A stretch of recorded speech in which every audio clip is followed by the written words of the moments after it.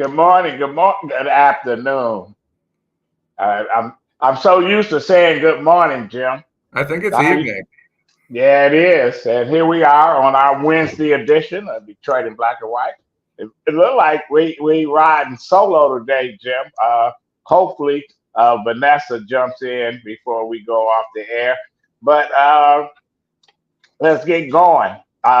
We're here virtual, Detroit in Black and White. Hello, Karen. One of our faithful who watches us and comment every week. Participate. She's a participant. Okay. Have you been watching the convention, Republican convention, Jim? I've watched some of it, yes. Give me your take on it. Well, it's all MAGA all the time, and to start with, I'm kind of disappointed. I think the prospective Republican nominee, or I guess he is the nominee now, he's voted in. His number two choice is a guy named Vance out of Ohio, and JD Vance. And I think that he probably had a dozen choices that could have sent a message to the people that he was not the old Donald Trump, and he stuck with the old Donald Trump. Well, I think that's a mistake getting Vance. What do Vance bring to the table? Ohio is a solid red state. It's not going to go blue. They don't like Joe Biden, etc. Vance was the only statewide Republican that had a real close race. He almost lost that Senate race. Everybody else, the governor on down, won their race against the Democrats by at least 20, 25 points. You know, Biden got his ass kicked in Ohio. So I don't understand that choice. Answer this question for me. Didn't Ohio vote to preserve abortion? Was there some kind of referendum on abortion in Ohio? Yeah, and there's no question. And the Republican governor has told Republicans there who said, we're going to keep Biden off the ballot. And the Republican governor said, bullshit. Yes, we did. You can't keep anybody off the ballot. So, yeah, Ohio is going to be very interesting in this campaign. When you think that, this assassination attempt made it a slam dunk for the Republicans, it's not, though. It's not. Even with all the chaos that's going on in the Democratic Party, you still got a close race. Well, go ahead.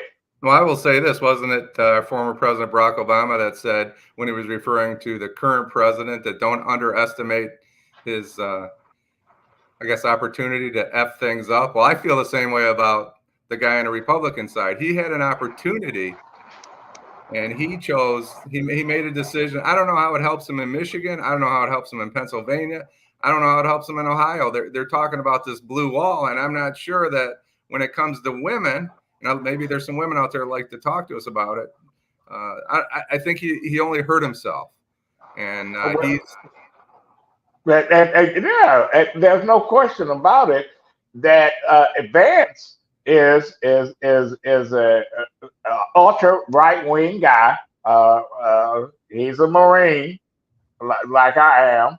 A former Marine who became famous because he grew up in rural Ohio, wrote a book about it, made good. He's one of the few people that came out of his town that made good, that got a good life. And he married a Nikki Haley type woman, a wife of Indian immigrants who was a registered Democrat at one time. And Vance called Trump America's Hitler, saying he was a never Trumper. Now, all of a sudden, they in love with Trump. I don't get it. You tell me, how do you flip the switch, call somebody Hitler, and then go and get on the ticket with them? And you're going to campaign with this guy. Well, I noticed Nolan Finley today had some negative comments about J.D. Vance. He talked about the title of his book, and how it's talking about hillbillies and how that would be disrespectful to a group of people. And if it was a different word or a different type of word that was detrimental to a segment of our populations, we probably wouldn't put up with it. So I thought. Well, no, hillbilly is a derogatory term, just like Arab, just like nigga, just like you want to call folks these kind of names. Yeah, it's not a term of endearment. It's a term that, you look at some of these old movies and some of the stuff they say in them, man, they couldn't say it and get away with it today. But that's just the way it was. Listen, the word gay, go back 90, 100 years ago, it meant being happy. For some people, being gay is being happy. But you know what I'm talking about. So what's your take on the convention so far from an independent?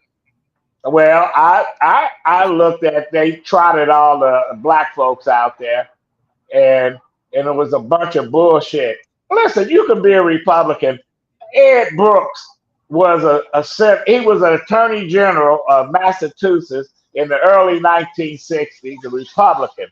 He was a senator out of Massachusetts as a Republican in the 60s and 70s, and he was a normal person.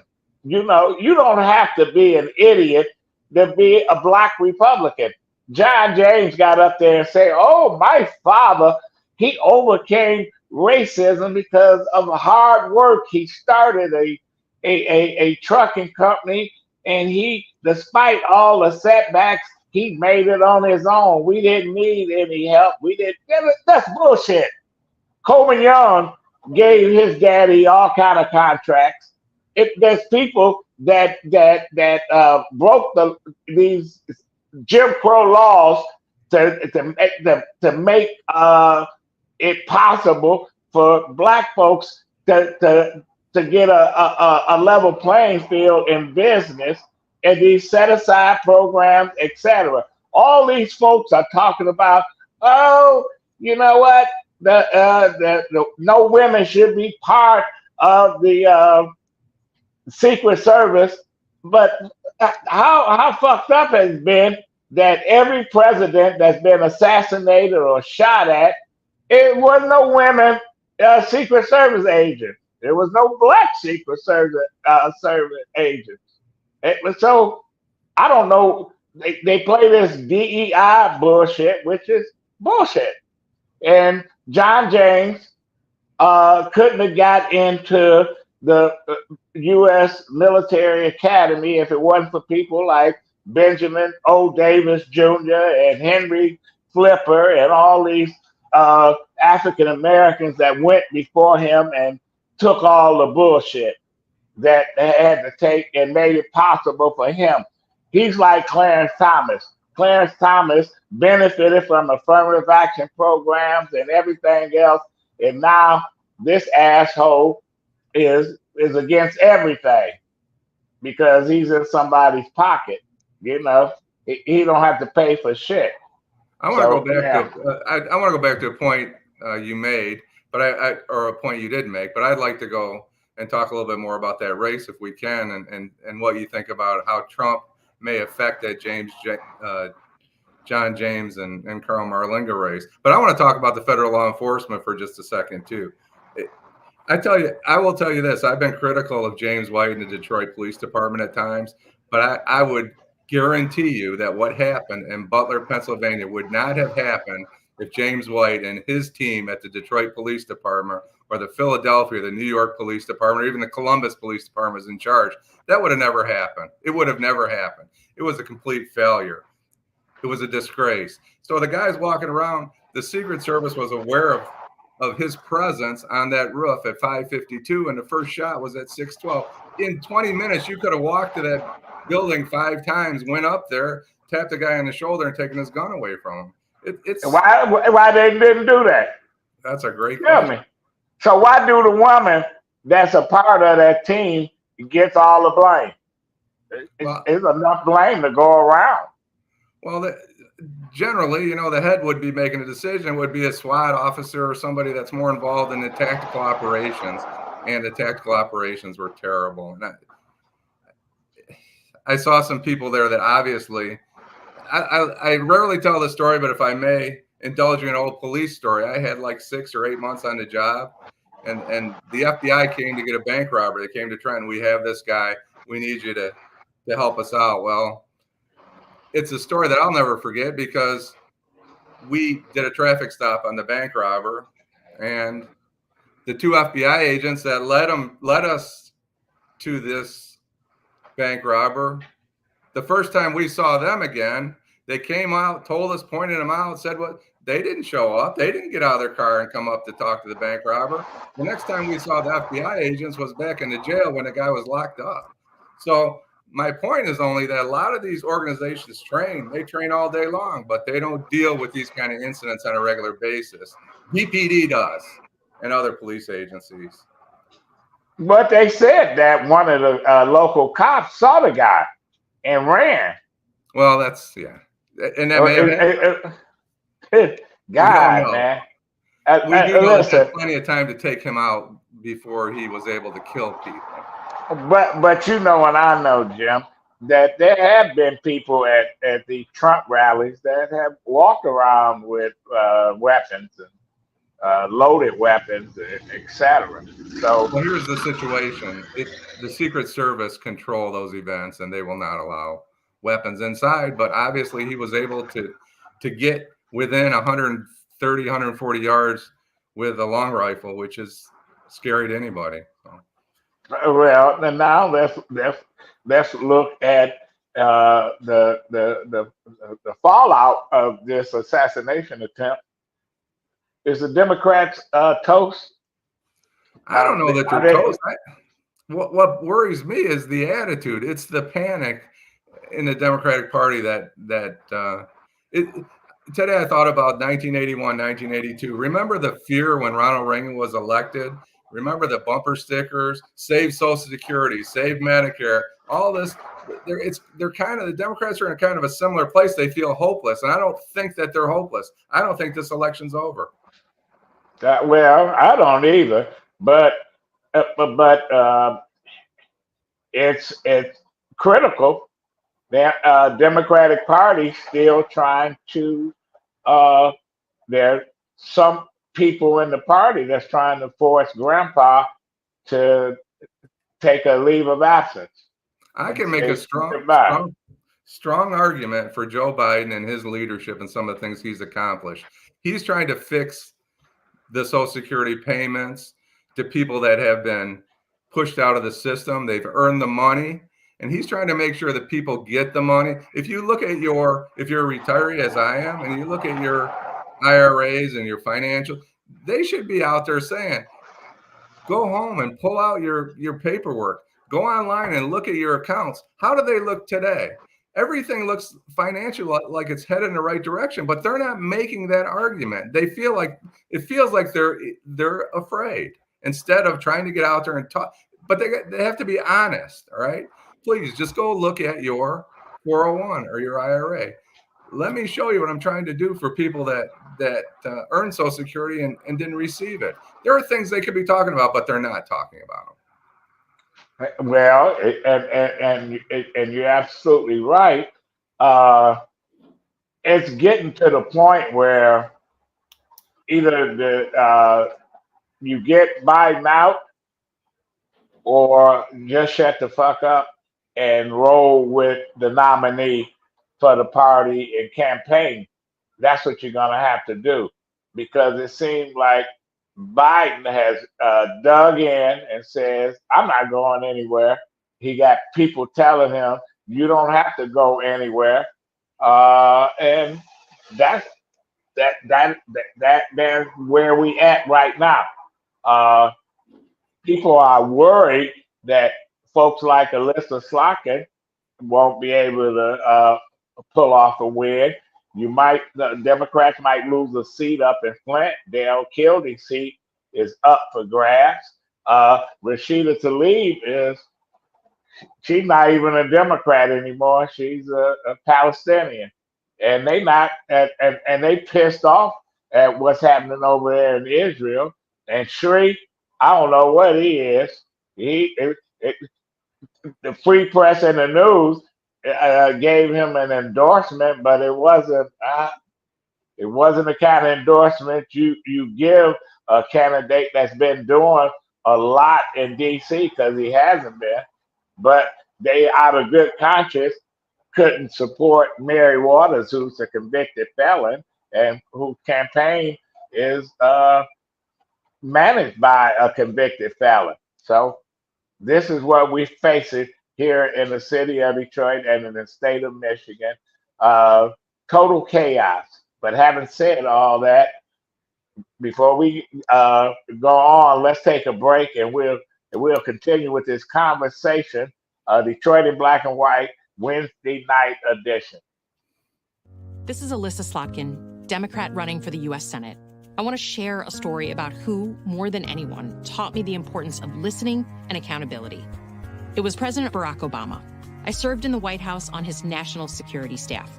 I got to see him in action, up close and behind closed doors in the Oval Office. First, he was brilliant and therefore demanded people really knew their stuff. It was President Obama who grilled me on issues and demanded accountability on what we said and did. That commitment to accountability is exactly the approach I use today, listening to our communities. It's why I've written an opportunity agenda with detailed plans to strengthen Black businesses, increase Black wealth, and provide real opportunities for our youth. Because, as President Obama taught me, you better say what you mean and mean what you say. So that's why I approve this message. Vote early or on August 6th for Alyssa Slotkin, Democrat for U.S. Senate. Paid for by Alyssa Slotkin.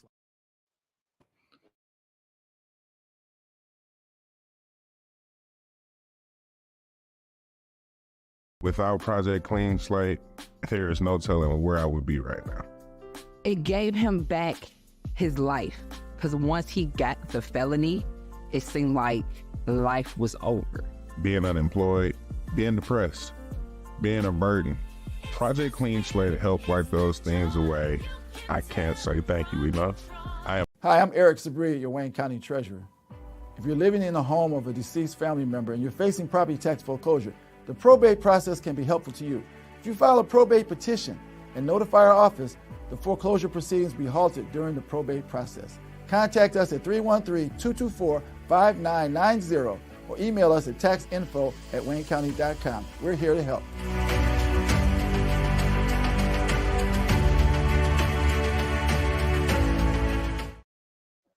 Okay, we're back with Jim Nardone.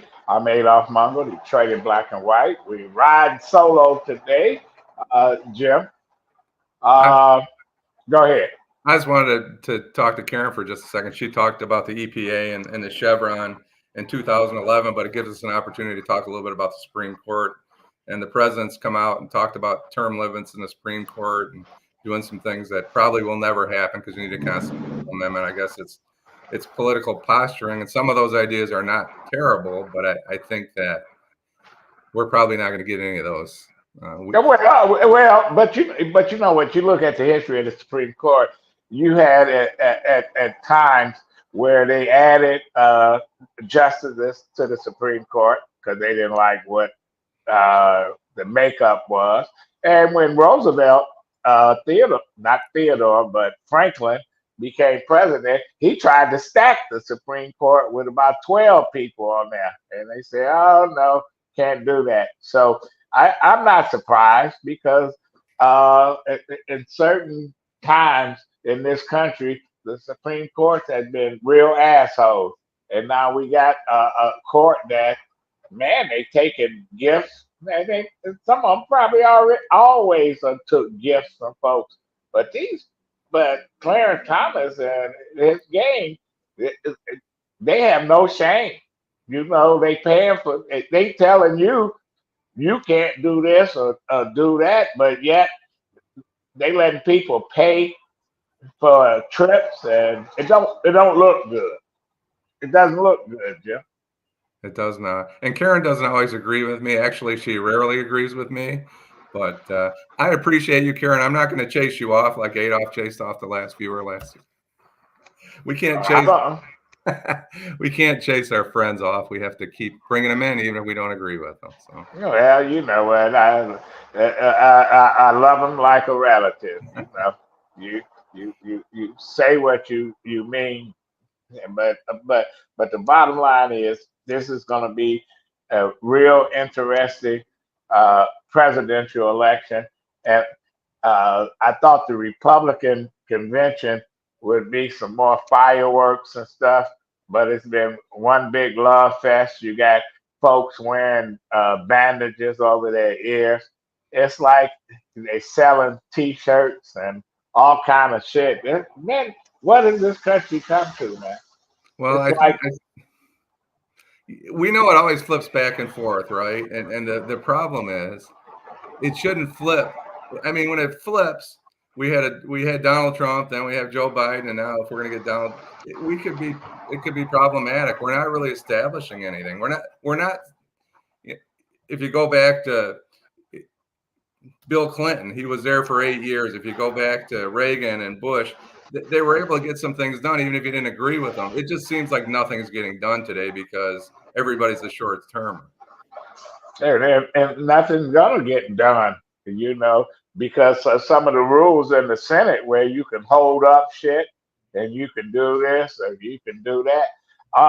I think that the Democrats at this point better regroup and say, okay, Grandpa is the guy that's gonna lead the army.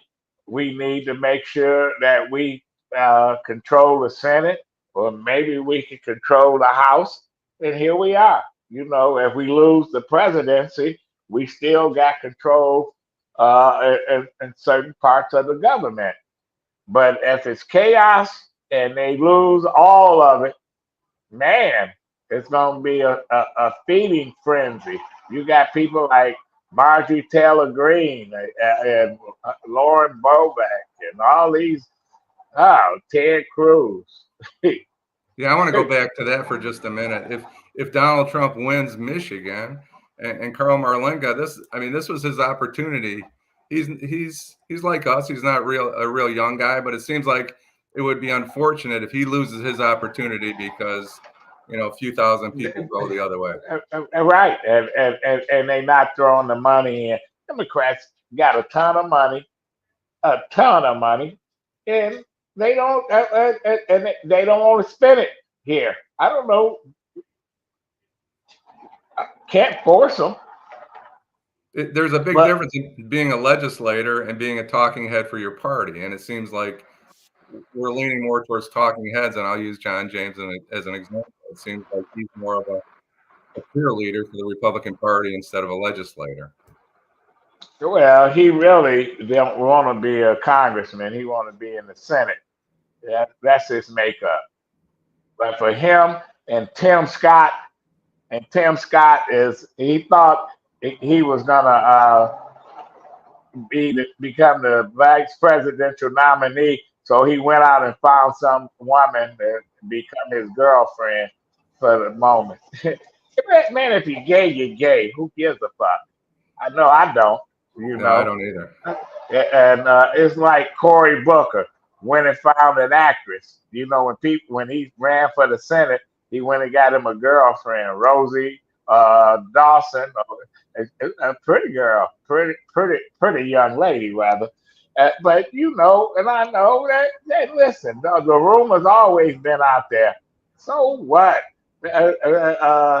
Who cares anymore? Yeah, some people might care, but really, in the scheme of things, nobody cares.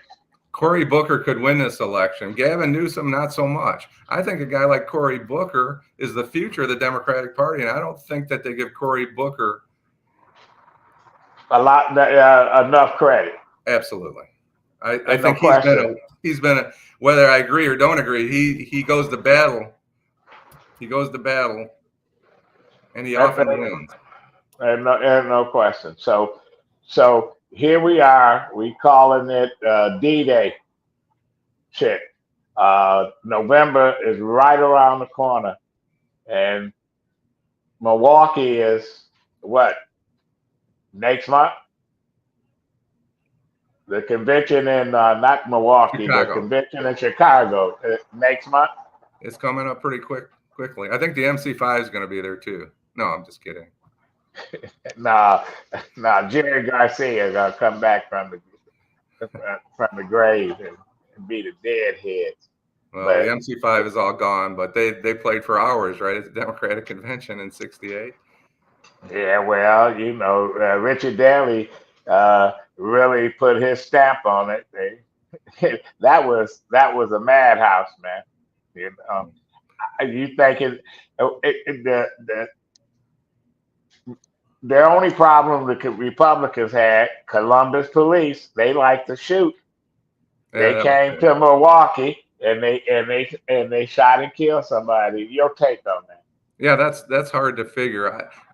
It's not a very usual occurrence where an out-of-state police agency would go and enforce laws in another state. They must have some kind of an agreement, but crossing state lines, you know, back in the day, the bootleggers and the bank robbers, they want to cross the state line because they had different laws, right? If you were in Bonnie and Clyde in Arkansas, you were going to Texas or whatever because, you know, laws were enforced differently. Right, and you saw a lot of these movies where the police is chasing somebody and they get on the bridge and they in Tennessee now. Police stop. They don't go any further. But I don't get why they had. Why are they enforcing laws in Wisconsin? That's a great question. They must have been sworn in as Wisconsin police officers, and I haven't seen that. And the police chief in Milwaukee said he had no problem with it. That's like me. I'm a constable in Royal Oak Township, so I go to Trenton and shoot somebody. You the chief. What's your first reaction? I have a place for you to spend the night in the accommodations, probably. This would be my reaction. That is unbelievable. Well, Jim, your final thoughts on what just took place in the last week with our former president, and now that Joe Biden has COVID. What do we expect? Well, I sure hope that Joe Biden survives the weekend. However, when we go back to the event in Butler, I guess Butler Township or Butler, I've been over in that area. I've ridden my motorcycle over there. It's pretty rural. And it was a failure of law enforcement. Somebody didn't see a guy with a long gun. There was 40 or 30 or 50. I don't know. They always exaggerate the amount of people that are at a Trump rally. So I don't know if there were 50,000 people or 5,000 people, but somebody should have saw this guy. They knew he was there. They had him on videotape. He had a rangefinder, which is what we use on the golf course to see how far away we are from the pin, 100, 200, 300 yards, whatever the case may be. And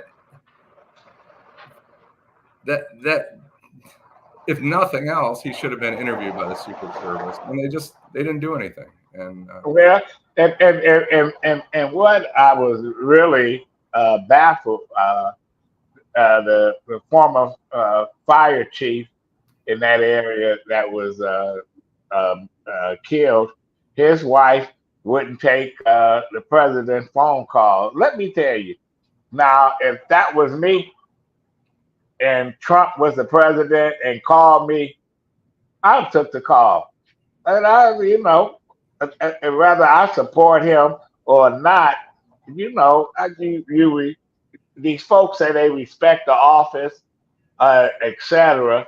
But I just thought this woman, she didn't do her husband memory any favor, because president, I think, was really genuine in reaching out to the folks that was injured and who and the families of the person that died. He even called Donald Trump himself. So There's something wrong with this country when you won't take a call from the President of the United States under whatever circumstance. Very sad circumstance, but something changed in this country 10, 20, 30 years ago where they have so much hate, and it's just politics, people. It's just politics. We got through Reagan, we got through the Bushes, we got through whoever side you're on. We got through the Clintons and the 2000s. Obama. We survived Richard Nixon. We survived Jimmy Carter. We survived Ronald Reagan. And there will be a better day. If it's your guy or not your guy, or your woman or not your woman that's running, if it's Mary Waters or Sri Tanada, whoever it is, whoever wins, the world's not going to end tomorrow. No, it's not. It's not. And we're going to come back on Saturday. We're going to be over at the David Whitney Hotel. They renovated. It used to be the loft in the David Whitney building. And you really love what they did to the place. And we're going to be there for 2 weeks. And how do people reach us? Through Facebook Live? YouTube, Instagram, Facebook, our website, Detroit in Black and White, on YouTube, or DetroitInBlackandWhite.com. You can listen to us on where you listen to podcasts. If you're going across town and you want to spend 20 or 30 minutes listening to us, Apple or Spotify or any of those. Or Deadline. Deadline Detroit. That's right. And no question. Alan Langle is off and on vacation. Vanessa Moss, attorney Vanessa Moss.